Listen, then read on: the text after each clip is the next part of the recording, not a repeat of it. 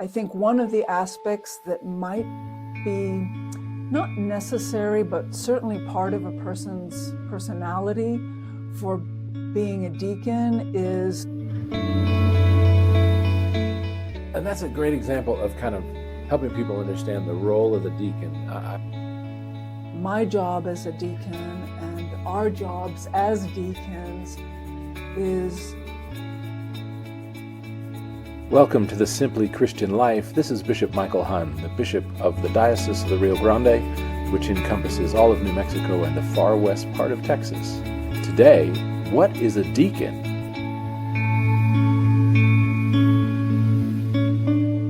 Hello there, Diocese of the Rio Grande. I'm sure you remember Deacon Athena Gassoumis. Yes. It's a joy to be with you again. Thank you so much. Thank you, Bishop. It's wonderful to be with you and the diocese. There are two special reasons why I was really eager to talk to you and why I wanted to make sure we're talking to the diocese.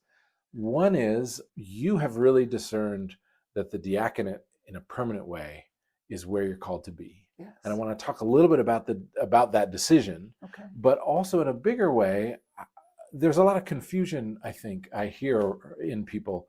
What is a deacon? What's the difference between a deacon and a priest, a layperson and a deacon? And I'd really like for you to share with us your whole life and the way in which your ministry unfolds, because it's a wonderful example of a deacon and what she does and how that work unfolds. And so we'll just get started and then let the...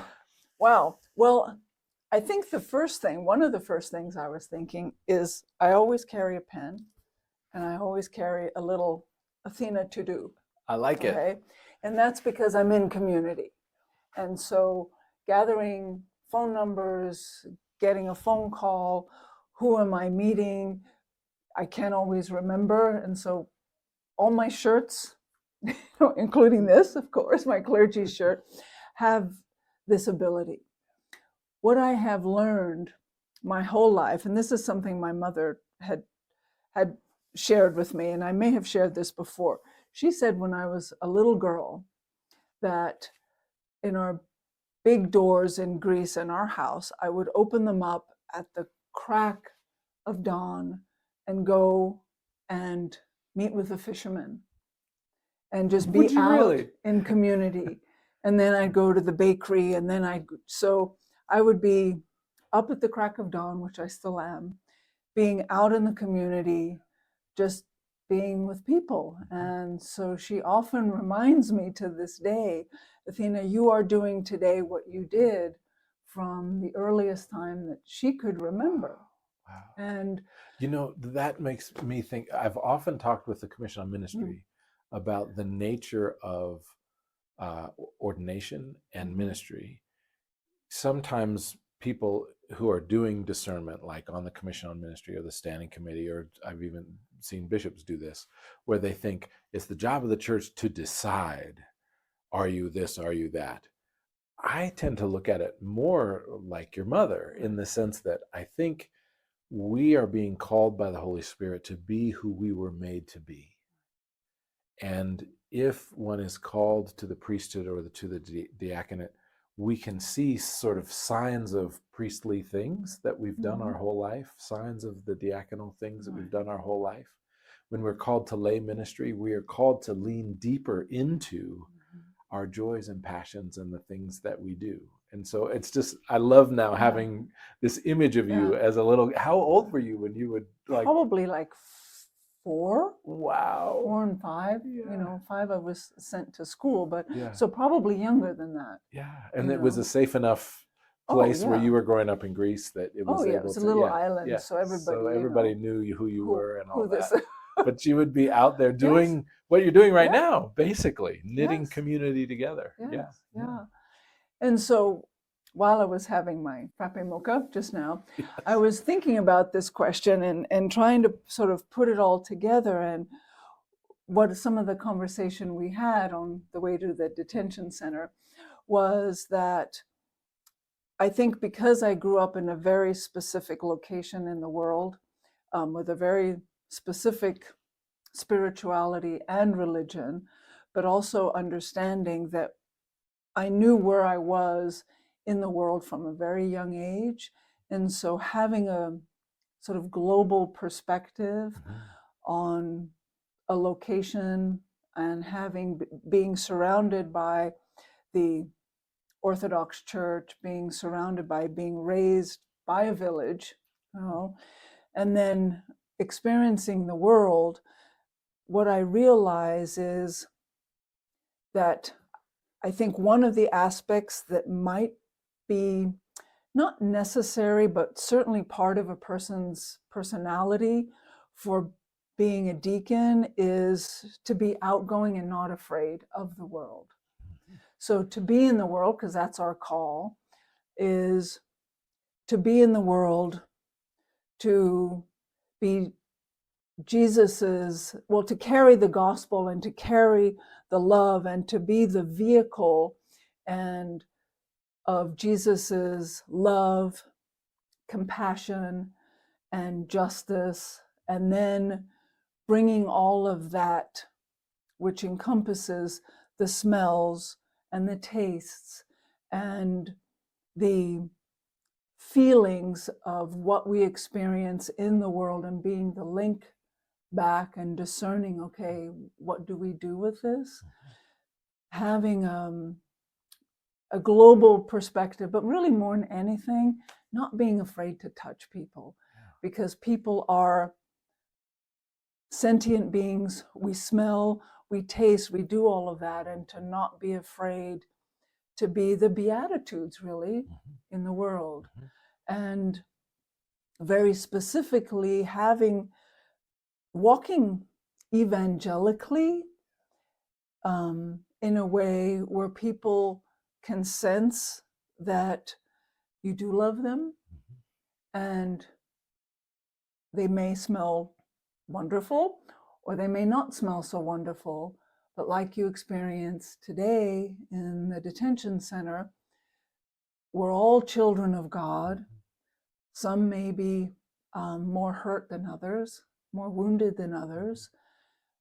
But for a deacon, being a baptized member of the Episcopal Church means that it's my interaction in the world and how I communicate that back to our community of faith, and how do we discern what the needs are.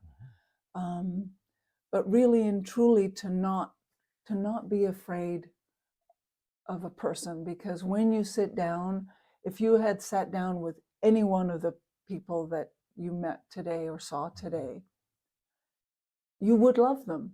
Yeah. You would, because you would see them as a brother or a sister. It's only when they become a label, they become a particular population of otherness, that then the separation happens, But one-on-one, I think that my job as a deacon and our jobs as deacons is really, the Beatitudes, I think, are so meaningful, and understanding how Jesus presented them to the masses is not necessarily how we always read them or how we're taught. But I believe walking that walk and just helping people say, how do we make this community better? Well, it seems to me that two of the liturgical pieces which a deacon does are right in line with that, which is, as you were talking about the movement of going out into the world, and this is something you've talked to me a lot about I don't want to not be always out among the people. And there's something about the way the deacon takes the gospel into the middle of the assembly, right? Which is the assembly, of course, yes, has the baptized there, but it also has people who may not be baptized or who brand new or who visitors. There's the whole, like the deacon is literally carrying the gospel right into the middle of the people. And then, of course, at the end of the liturgy, follow me, let's go. Now it's time to go out into the world. And so it's the deacon that really has that tug out into the world. And so tell us more about your day job and the work that you do here in Socorro and around this county. So I run a compliance office, which is basically not adult probation. Adult probation tends to be people that have felonies. We work with people that have non-felonies, but it can turn into a felony depending on the court. So I have in our office, we touch on a regular basis 350 people, including the 80 to 100 in the detention center. And so what we do is literally help people navigate their legal issues, but in the time that they're navigating that, we also touch them in a way to say, what got you here? What might help you recognize you don't have to come back? What might you need to ensure you don't come back? So it's really wraparound services that include basically just one-on-one encounter with people to say, what do you need? Do you even know what you need? Most of the time, they can't particularly articulate what they need. So, so there's that, and then there's the detention center component, where we do the same thing in detention. What do you need to ensure you don't come back? What services for your family, medical, psychiatric, behavioral health, mental health, physical health, what do you need to ensure you can reach your fullest potential? In the detention center, out of the detention center, making sure people understand, even if they go to prison, prison can offer lots of opportunities. So if they recognize their consequences are based on yesterday, that today is a new day. So you're just cleaning up yesterday. You don't have to bring yesterday into today. So that's pretty much what I've done for about 20 years here. And it's amazing today. I mean, we had a chance to thank you for taking me to the detention center, and we got to meet some of the folks and say hello to them. And we were talking about the nature of this county and the amount of the county budget that is spent working with folks who are recovering from addiction, who have experienced some sort of a criminal behavior as well, often, recovering from trauma themselves, coming out of family systems that may have addiction in them, and the cycles of that which your work is trying to kind of, let's interrupt that cycle and see if we can bring about wholeness to the individual. And it was just wonderful being with you and the guard, is that what we would call him? Who was there, who took us through the detention officer, who was wonderful, and got to meet some of the people there, at least briefly. But I got a real window into the nature of the way you work with folks. So talk a little bit about kind of what that is like at the county level here. We're in Socorro, and so this is Socorro County. And tell us a little bit about how you work with people in terms of kind of paying back to society and the interruption of that cycle. Okay. Well, I have multiple hats. I have an administrative hat, I have a clinical hat, and then I have most people just know me as Athena now for so many years. And so it takes a long time for people to develop trust. So there's consistency that's required. There's continuity that's required. There's the ability to be able to follow through with an individual and for them to see that if I say something, that I can kind of make it happen as a partnership. They have to sort of meet me 50-50, it's a sort of halfway. So interrupting criminal and addictive behavior, first of all, is a long journey, takes a long time. Building trust with individuals is probably the most important thing. And so I think just as a personality, if you go open-handedly and with an open heart. Folks in detention and have been in the, I'll call it this lifestyle, really know how to sense people because it's survival. So they can pick up on somebody's, whether they're genuine or not, or whether they're safe or not. So that acts in a way to our advantage, because if you come and meet with an individual with an open hand and an open heart, the trust usually happens right away because they know they don't have to watch their back with me. So the work can begin usually, oftentimes right away. And then they see me again, or they see the staff again, or they see that people like yourself come in and we say that we love you and we're going to follow through on this. And then this is their list. So we have our list, they have their list. Yeah, I heard them talking today about, yep, we were in class today, we got some homework, we'll see you Tuesday. There's very much a sense of like there's progress, and you're kind of walking alongside, accompanying them on this journey where they're recovering their sense of worth and identity and humanness in some ways. And they know that it's a walk together. Yeah. So, you know, you're not against them in this or holding the bar they have to jump over. There was a real sense of like... It's everything that they do. Their behavior pretty much dictates everything, especially in a detention center. But it's work that I love. It's work that I've done. And that work translates into everything in the community, you know, whether it's people at Walmart or, you know, I think part of the financial and emotional and spiritual gain of a church and community is for the community to know what you do.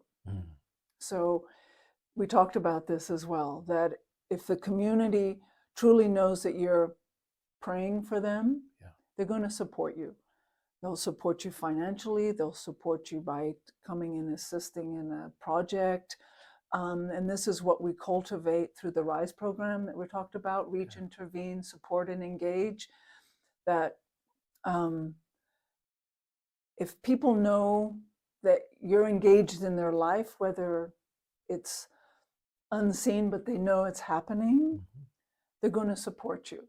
At St. Paul's, this works incredibly because the community financially supports the church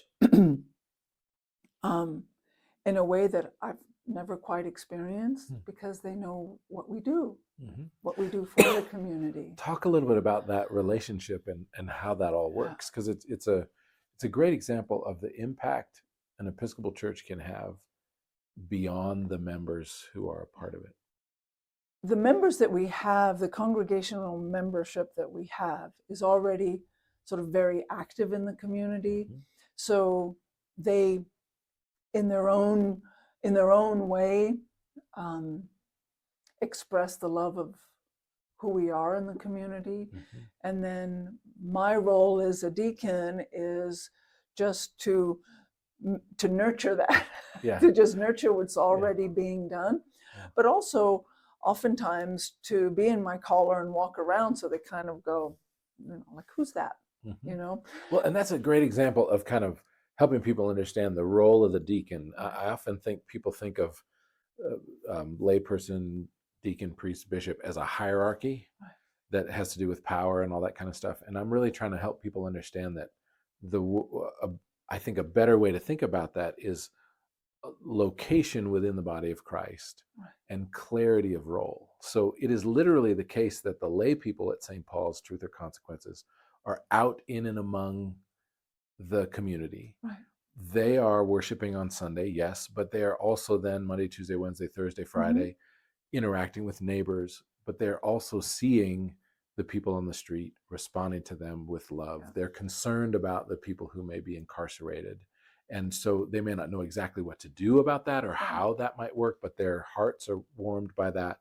They see their community, which may have friction and tension with respect to local politics or whatever the issues are in the community. You know, if there were to be a problem at the school or anything that's happening in that area, the Episcopalians are out there in the world, being light, being salt, lifting up, bringing their hearts and their resources to help sort of lift up the community. And then you as a deacon help them do that, right? Which sometimes can be, hey, this is how we can work with those who are incarcerated, and you have some gifts and skills and background and relationships that you can rely on for that. Or let me help you get organized to do that project. Or bringing information about, hey, there's a thing over here that maybe we haven't noticed, but let's see if we can make a difference. So there's almost a community organizing function of a deacon, where the community relies on you to help us all do the work God is calling us to do. Is that? No, I think you're absolutely right, that it is a leadership role in the ministry of justice and compassion, both in the church, but more so on the outside. So like you said, to have the role to help people. If I'm bringing an issue back to be discerned, nothing's going to happen unless I have people around me that say, okay, let's discern this together and see how we can fix it. So, or not fix it, but at least, participate in solving an issue, or at least helping out in an issue. And maybe if you hadn't brought that issue in, either the community may not have noticed it, or they may have noticed it, but just been kind of too timid to kind of take it on. But part of the deacon's role is to say, hey, we can do this. Let's talk about it. Let's discern what we might do, and to kind of be the catalyst that helps motivate the body of Christ.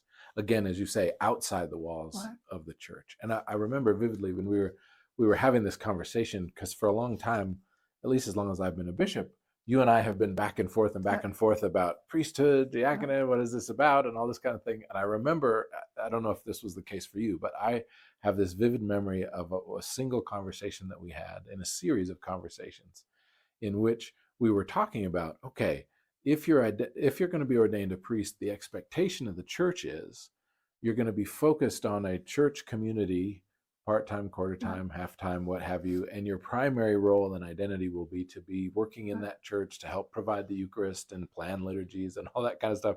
And I kind of watched your face go like, I don't want to do that. I don't want to give up being out in the world with the people that I'm, and it just sort of, I think it dawned on me, maybe it was already clear to you, but it sort of dawned on me in that conversation that that what you were doing, that your call consistently is to be outside the walls, nurturing that, and you come inside the church to help the church go out there. Exactly. And it is, I mean, you can say how it felt to you. To me, it has felt like once we figured out clarity about that there's sort of a lightness that came into you. So I grew into, then my spirituality kind of came out of a box. It was like, in a positive way, opening Pandora's box and allowing the Spirit to be fully, how do I now grow into being ordained? Because that's a huge responsibility spiritually, and the accountability I have from my relationship and intimacy with God, and how I pray, and what I ask, not what I ask for, but my relationship with Jesus now has to be, of servanthood, but not in a way, because the word servant just has really negative connotations. But ultimately, my prayer every day is, how do I do thy will today? Show me the best way to do what you ask me to do through the Beatitudes that you have shared. How can I be a leader, a leader and a role model in that? Blessed are the poor, blessed are the meek. You are called to see that, and you're drawn into that in a very special and powerful way. But somebody that's affluent and educated emotionally can have all of those things within them. So we tend to think that it's only as like a certain demographic, but we know that it carries through our whole, what it means to be in the human condition. Right. It's not just about income level or tax bracket or anything like that. There's struggle and conflict and pain and trauma and addiction and dysfunction in all of us human beings. Yeah. But I think when you spoke about, bringing the gospel into the congregation and into the world, grasping once the decision was discerned, once we discerned the decision, all of a sudden realizing the importance and the beauty and the love that comes from having, I guess you could say, be given the sacrament of the gospel in community and in the congregation is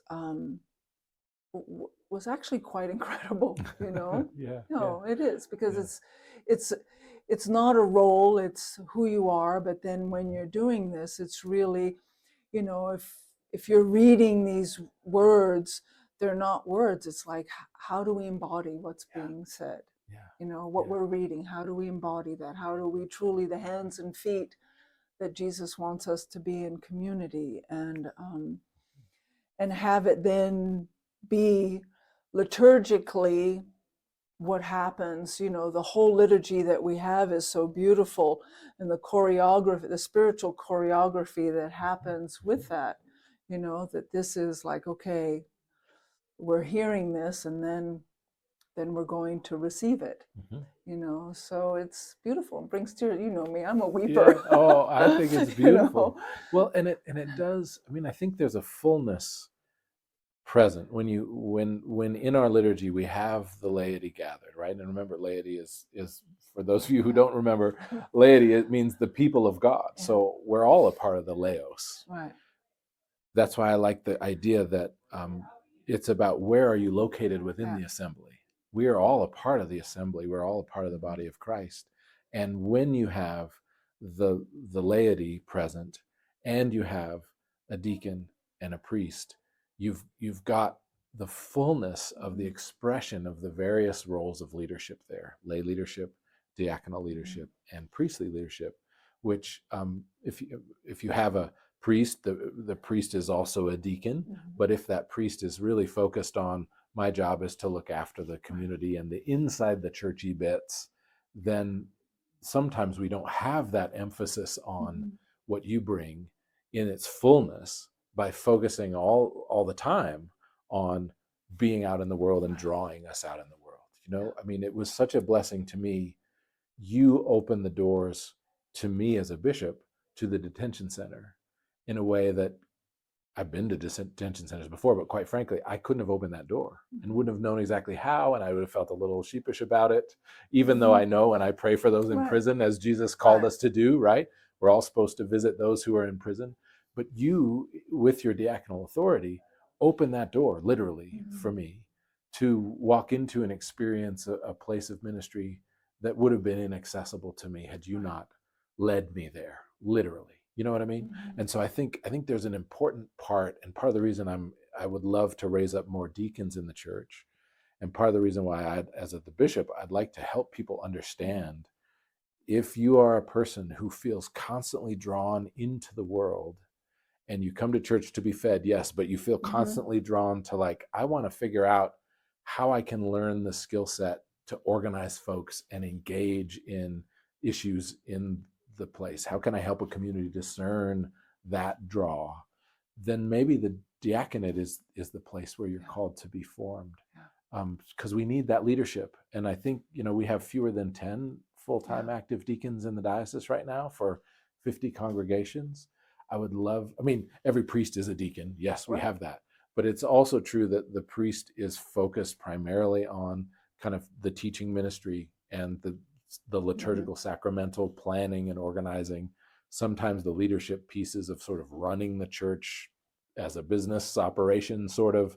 And the deacon has this freedom to keep our focus outside the door and working with people in the community, which we need the leadership that you're doing. And it's so fun to be working alongside you, because you keep opening up ways for me to come and encounter folks that I couldn't do otherwise. Yeah. Well, that's wonderful. Well, I'm really happy about that. And I think we could also maybe call deacons the go-to. I like that.